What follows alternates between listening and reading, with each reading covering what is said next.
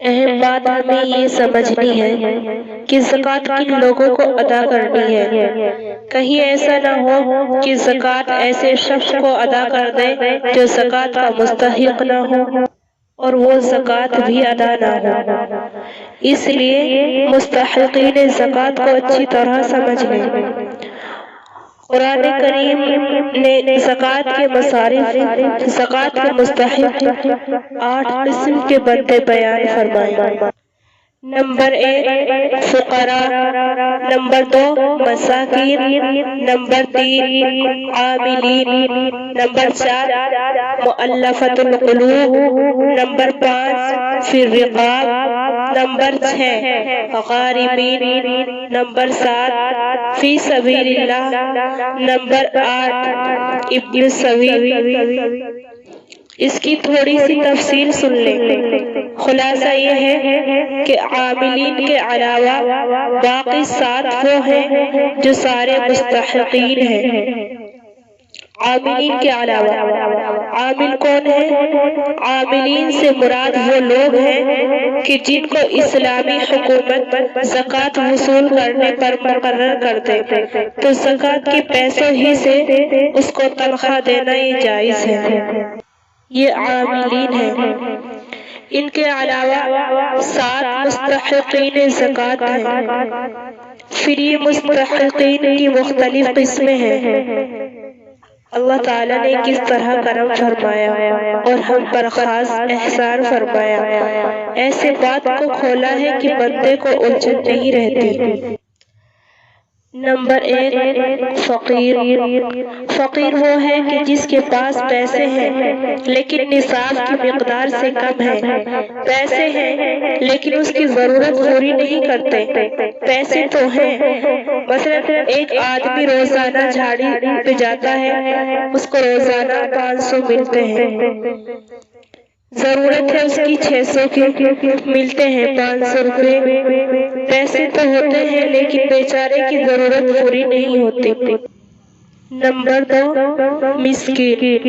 مسکین وہ ہے کہ جس کے پاس کچھ بھی نہیں ہے، بالکل خالی ہے۔ کیا مطلب؟ اس بیچارے کو جھاڑی بھی نہیں مل رہی، اس کے پاس کچھ بھی نہیں ہے۔ ایک کو جھاڑی ملی لیکن اس کی ضرورت پوری نہیں ہوئی۔ مسکین کو تو جھاڑی بھی نہیں مل رہی، اس کے پاس ضرورت کی چیز بھی نہیں ہے، تو مسکین کو بھی زکوٰۃ دینا جائز ہے۔ نمبر 3 مؤلفۃ القلوب۔ یہ وہ شخص ہے جو پیدائشی مسلمان نہیں ہے، کافر تھا، پھر کلمہ پڑھا مسلمان ہو گیا، نو مسلم، لیکن ہے غریب، اس کے پاس نصاب کے برابر پیسے نہیں ہیں، اس پر زکوٰۃ فرض نہیں ہے۔ اب اس کو بھی دے دو، زکوٰۃ تو دینی ہی ہے۔ مستحق جو ہے ذرا یہ خوش ہو جائے گا اور اسلام پہ پکا ہو جائے، اس کے دل میں ایمان کی قیمت بڑھ جائے گی کہ ماشاءاللہ مسلمان تو کمزور لوگوں کی امداد بھی کرتے ہیں، اس کا دل اور اسلام کی طرف مائل ہو جائے گا۔ یہ ہے مؤلفۃ القلوب۔ نمبر 4 فی الرقاب، یعنی غلام ہے، اس کا مالک کہتا ہے اتنے پیسے دو میں تمہیں آزاد کر دوں گا، اس کے پاس پیسے نہیں ہیں، زکوٰۃ کی مد میں سے اس کو پیسے دو تاکہ وہ پیسے ادا کر کے آزاد ہو جائے۔ نمبر 5 الغارمین۔ الغارمین یعنی مقروض۔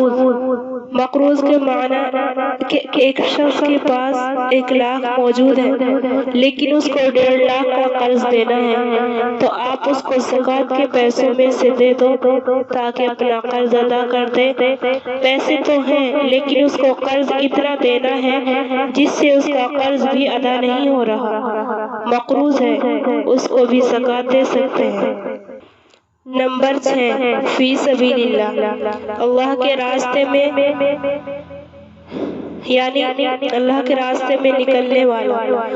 اصل تو اس کا مصداق اور اس سے مراد مجاہد فی سبیل اللہ ہے، لیکن اگر مجاہد نہ ہو، تبلیغ کے لیے نکلا ہو، علم کو حاصل کرنے کے لیے نکلا ہو، دین سیکھنے کے لیے نکلا ہو، کہیں دین پڑھانے کے لیے نکلا ہو، دینی کام کے لیے نکلا ہے، دین کی غرض سے اللہ کے راستے میں نکلا ہے، تو ایسے شخص کو بھی اگر اس کے پاس نصاب سے کم ہے، پیسے ہیں یا ضرورت مند ہے، اس کو بھی زکوٰۃ دے سکتے ہیں۔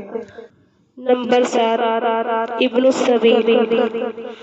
ابن السبیل یعنی مسافر۔ اب دیکھیے فی سبیل اللہ سے ابن سبیل کو الگ بیان کیا ہے، یعنی کسی دینی مقصد کے لیے نہیں نکلا، ویسے ہی مسافر ہے، اپنی دنیاوی ضرورت کے لیے گیا ہے، کسی کام کے لیے گیا ہے اور اس کے گھر میں اس کے پاس پیسے موجود ہیں۔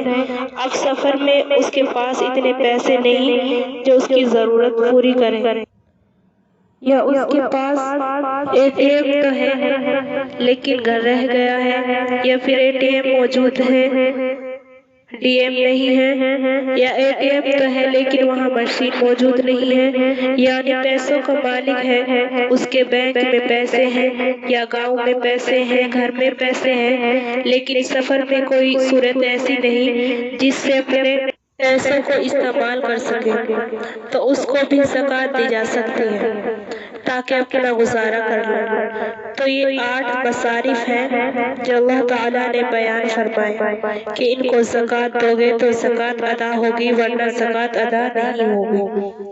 یہاں یہ بات اچھی طرح سمجھ لیں، اب اگر کوئی شخص صاحب نصاب ہے اور ان میں سے نہیں ہے جو میں نے بتایا ہے، زکوٰۃ ادا کریں گے تو زکوٰۃ ادا نہیں ہوگی، کافر کو زکوٰۃ ادا کریں گے تو زکوٰۃ ادا نہیں ہوگی۔ ایسے ہی NGO اور ادارے شرعی حدود کا خیال نہیں کرتے، اس کو زکوٰۃ دیں گے تو زکوٰۃ ادا نہیں ہوگی۔ کسی مسجد میں زکوٰۃ دیں گے تو زکوٰۃ ادا نہیں ہوگی۔ شوہر بیوی کو دے، بیوی شوہر کو دے، یہ جائز نہیں ہے۔ اپنے والدین کو، اپنے دادا پر دادا، نانا پر نانا، دادی پر دادی، نانی پر نانی، والدہ، ان سب کو زکوٰۃ دیں گے تو زکوٰۃ ادا نہیں ہوگی۔ اور بیٹا، پوتا، پوتی، نواسی، نواسا، جتنے بھی آباء و اجداد یا اولاد، ان میں سے کسی کو بھی زکوٰۃ دیں گے تو زکوٰۃ ادا نہیں ہوگی۔ اور اہل رسول صلی اللہ علیہ وسلم، پیغمبر کی اولاد، 5 قسم کے خاندان: نمبر 1 اہل علی، نمبر 2 اہل عقیل، نمبر 3 اہل جعفر، نمبر 4 اہل عباس، نمبر 5 اہل حارث بن عبد المطلب۔ ان کو بھی زکوٰۃ دیں گے تو آپ کی زکوٰۃ ادا نہیں ہوگی۔ سعادت کا مقام ہے، رسول اللہ صلی اللہ علیہ وسلم کی اولاد ہے، ان کو زکوٰۃ دینا ہمیں زیب ہی نہیں دیتا۔ یہ میل کچیل ہم ان کو دیں گے، ان کو تو ویسے ہی ہدیے دیں، خدمت کریں، ان کی خدمت کرنا تو ہماری سعادت ہے۔ ہمارے نبی صلی اللہ علیہ وسلم کی اولاد ہے، زکوٰۃ کا پیسہ نہیں دینا۔ کوئی یہ نہ سمجھے اہل رسول کی توہین ہے، یہ تو اہل رسول کی عظمت ہے کہ ان کو زکوٰۃ کے پیسے نہیں، ہدیے دو، ان کی خدمت کرو، ان پر خوب مال لٹاؤ۔ اور ایک بات ذہن نشین فرما لیں، شادی بیاہ کی فضول رسموں پر زکوٰۃ نہ دیں۔ آج کل عام طور پر مرد اور عورتیں زکوٰۃ لیتے ہیں کہ ہماری بیٹی کی شادی ہے، زیور بھی ہوتا ہے، سامان بھی ہوتا ہے۔ مزید رسموں کے لیے اگر آپ پیسے دیتے ہیں تو آپ کی زکوٰۃ ادا نہیں ہوگی۔